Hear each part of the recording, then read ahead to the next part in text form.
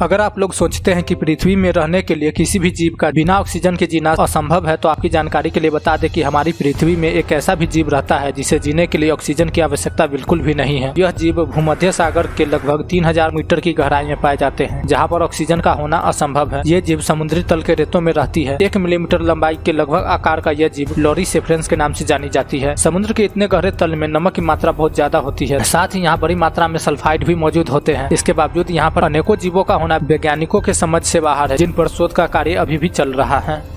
Appendix आंत का टुकड़ा होता है, जिसे वैज्ञानिक हमेशा से ही हमारे शरीर का बेकार अंग बताते आ रहे हैं। अपेंडिक्स पेट के दाएं की ओर नीचे रहती है। जब हम किसी भी प्रकार की एक्टिविटी करते हैं, जैसे चलना दौड़ना, तो ऐसी स्थिति में कभी कभी हमें पेट में दर्द का आभास होता है, जो पेट में अपेंडिक्स की मौजूदगी का कारण होता है। साल 2007 में नॉर्थ कैरोलिना यूएस के एक यूनिवर्सिटी के वैज्ञानिक द्वारा अपेंडिक्स के शरीर में होने पर दुनिया से अलग ही मत पेश किया। इनका कहना है कि अपेंडिक्स के अंदर शरीर के लिए अत्यंत आवश्यक कहे जाने वाले बैक्टीरिया होते हैं, जो अपेंडिक्स में बीमारी के दौरान भी बने रहते हैं और बीमारी के खत्म होने पर आंतों में लाभदायक बैक्टीरिया भेजते हैं, जिससे हम बीमारी के बाद जल्दी रिकवर हो जाते हैं। इसके अलावा अपेंडिक्स हमारे शरीर के रोग प्रतिरोधक क्षमता को बीमारियों से लड़ने के लिए शक्ति प्रदान करता है, परंतु यह उनके द्वारा पेश की गई मत है। इस तथ्य को अभी पूरी तरह से सत्यापित नहीं किया गया है।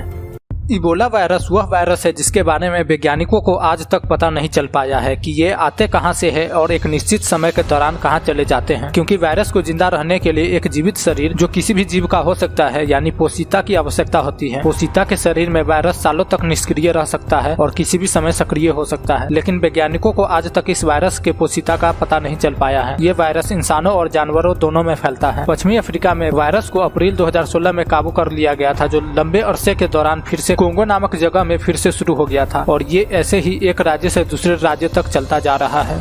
कनाडा से मेक्सिको का सफर तय करने वाली मोमार्क तितलियों का सफर कुदरत की सबसे अनोखी घटनाओं में से एक है। ये तितलियां सितंबर के महीने में कनाडा से निकलती और मेक्सिको नवंबर के महीने में पहुंच जाती हैं। मेक्सिको के गर्म तापमान में ये तितलियां सर्दी का पूरा समय बिताकर मार्च में कनाडा की ओर बढ़ चलती है, लेकिन इस लंबे सफर में तितलियां रास्ते में ही प्रजनन करती है और तितलियों की नई पीढ़ी आगे के सफर को जारी रखती है। ऐसे ही तितलियों की लगभग 4 से 5 पीढ़ी निकल जाती है और पुराने पीढ़ी के जगह नई पीढ़ी निरंतर सफर को जारी रखे होते हैं और उसी जगह में पहुंच जाते हैं जहां से इन तितलियों के पुराने पीढ़ी निकली थी। रहस्य की बात तो यह है कि इन तितलियों के नई पीढ़ी को रास्ते की जानकारी कैसे होती है, जिससे ये उन्हीं स्थान में पहुंच जाते हैं जहां से इनकी पुरानी पीढ़ियां निकली होती हैं। तितलियों के इस अद्वितीय सफर पर जीव वैज्ञानिक कई शोध कर चुके हैं, परंतु इनके इस तरह के अद्वितीय सफर का रहस्य को जानने में वे तनिक भी कामयाब नहीं हो सके।